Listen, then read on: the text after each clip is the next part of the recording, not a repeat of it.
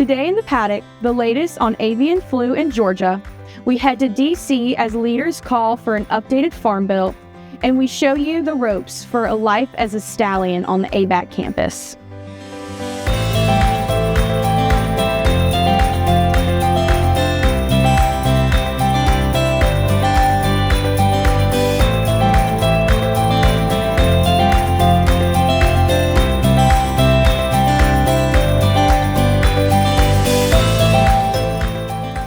Hello, and welcome to the Paddock. I'm Jenna Kane. Concerns over avian influenza hit Georgia's broiler industry hard, with major impacts on farmers, consumers, and prices. After 2 cases were found in Elbert County in January, state officials suspended all poultry activity in the state, including shows, swaps, and sales. This week, those restrictions were lifted after more than 4,500 other tests came back negative. The American Farm Bureau Federation is urging fast action on a 2025 farm bill and tax policy, with net farm income down $41 billion since 2022 and crop prices plummeting. American Farm Bureau Association President Zippy Duvall spoke to the Senate last week, saying the need for a stronger safety net has never been greater. And what keeps me up at night is who's going to farm in the future. 40% of the farmers out there today is over retirement age. 300,000 or less than 25 years old, and most of them have off-the-farm jobs to support their habit of farming. And I don't know who's going to be farming in the future if we don't make an environment for in agriculture that draws young people to us that can afford to raise a family and create a home in rural communities and support that economy there. That's why the Farm Bill is so important. Closer to home, it's time to kick up some dust and experience the thrill of barrel racing. Shelby Peebles joins me now. Thanks, Jenna. Barrel racing is a Western sport featuring speed and skill. In Vegas at the National Finals Rodeo, you won't find a more fiercely contested event. But here at ABAC, it offers a chance to bring people together.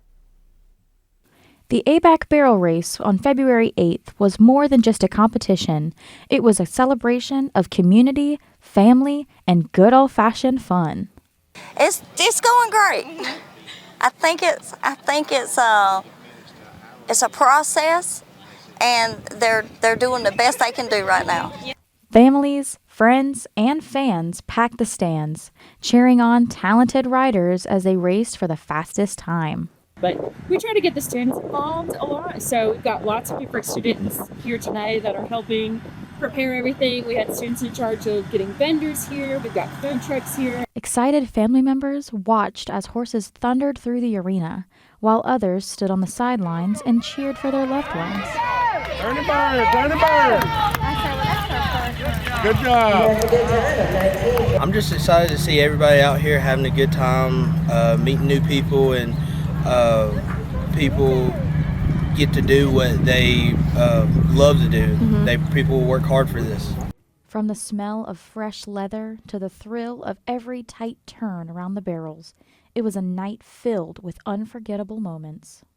Whether you were there to root for a favorite rider or just soak up the atmosphere, the ABAC Barrel Race reminded us all how special it is to come together.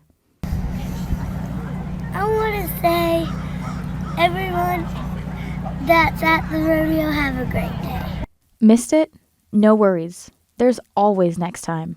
Horsemen's, we have another barrel race in March, and then, of course, we'll have homecoming in the rodeo in April. That's not our event, but the ABAC event, so quite a bit coming up here soon. Bring your crew, and we'll see you at the next ABAC event. This was just one of a number of unique events held at the ABAC Rodeo Arena, including Western sports. Keep an eye on the ABAC calendar for more opportunities for rodeo fun. Thank you, Shelby. Now it's time to mix things up as we take a look at what this past weekend's Stallion Day had to offer. Here's Devin Godby.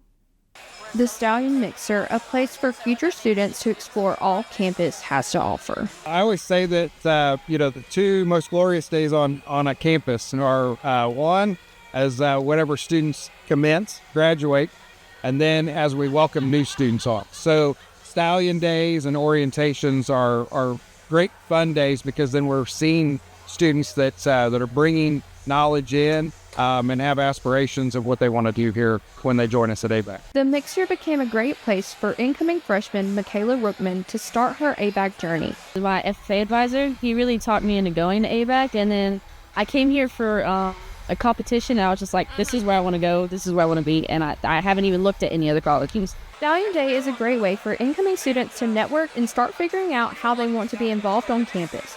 The Stallion Mixer is the perfect place for them to explore all of their options. We bring everybody over here, and so we've got all of the clubs here. They get to see what all there is to get involved in. It's really important for students to get involved while they're in college. Yes, academics are important, but students have better grades and are just better all-around college experience by getting involved. And so with them getting to see what all there is to do, and meet and talk with current students, it definitely makes a big impact on them.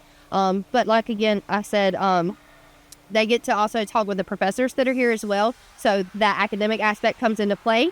They either know that they want to study Ag Prom and they get to talk to Dr. Moore, or they don't know what they want to do and they get to have that, one-on-one communication with those professors. And they also get to meet them. And so it's nice to be like, hey, I met you while I was at Stallion Day, and they can, gain that relationship already, because that's what ABAC is, really big on, is those relationships, and they can start that before they even become a student here. But we also have financial aid here, because that's really important. We want students to complete the FAFSA, and I know that sometimes that can be a struggle for students, and so we want to make sure that they have the help that they need with that. Admissions is here, so we hope that people, if they haven't applied yet, that they come and apply. They can apply for housing while they're here too. So we have everybody here, all of the resources that they need. We've got the current students, the current faculty, and the staff here to help all of the students answer any questions that they have. The Stallion Mixer provided Michaela with opportunities she didn't even know existed. I didn't even know that they had a young farmers thing there. I thought it was just like an FFA thing, but they had young farmers, and I thought it was like just this small organization, but I was like, oh, okay, let me join. A connection made even before she moves to campus. In the Paddock, I'm Devin Godfrey. The next Stallion Day is right around the corner and will take place on April 5th. Next up, the Ag Weather Outlook with Whitney Yoder. Hey y'all, Whitney Yoder here today with your weather. We're looking at our 30-day temperature outlook. Here in the southeast, we're staying at average to above average temperatures for the remaining month of February and into March. Moving over to precipitation, we're a little on the drier side. Florida and South Georgia are dipping below average on our typical late winter rains. The rest of the southeastern region has equal chances of catching a little more moisture. Now, we're not headed straight into a drought, though there is minor development in both the southeastern and western corners of the Peach State. Other patches are spread across our region, but nothing severe. And that's your 30-day weather outlook. With your marks today, I'm Murphy Lassiter. The USDA released the World Agriculture Supply and Demand Estimates Report on February 11th. A few things of interest from that report for our producers here in the southeast United States: broilers, cotton, corn, and cattle prices for 2025. Starting out with cotton, the average farm price projection is looking to be 63.5 cents cheaper this year. The projected farm price for corn is going to be 10 cents higher, $4.35 a bushel. Going into broilers, the prices are going unchanged, with eggs looking to be higher all 4 quarters. Cattle exports are on the rise following the demand for them, with prices expected to be higher all 4 quarters. We of course expect these numbers to be revised as the USDA economists continue to examine the data, but we will keep you updated here in the paddock.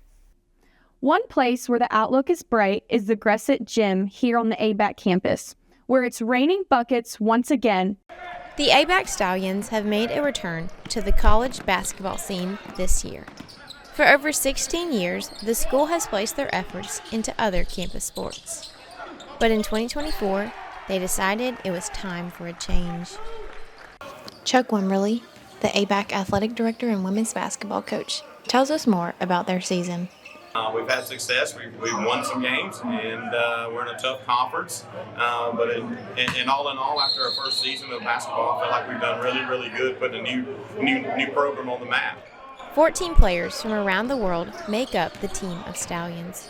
While their first season back has not made quite the splash they were hoping for, many look forward to the seasons ahead. We have 2 more weeks left of the season for both teams, men and women. And for us, just playing with them, like right now, we're playing really, really good in the first quarter and, our first half, and just learning. I mean, they have kids, a lot of the programs we're playing, they have, seniors and 5th-year seasons even. So for us, we're having freshmen, a lot of sophomores on our squad. So we're just, learning on the go, on the job training. And for us, I feel like, the next 2 weeks, it's just trying to pick up wins and end the season on a good note. Coach Wimmerly explains to us that it's more than just having a team, but building the program. And not having a sports program of men and women's basketball for the last 16 years, getting these kids to play together over a 6-month period, and they've never known each other. So it ain't like they are moving up. They've never been around each other, but this year, a lot of teams that are playing, they've been together for 4 or 5 years. So for us, it's a learning experience, but one that we've had a lot of success at so far. So really proud of them, and the success of all the men and women programs, and just proud of what we're doing.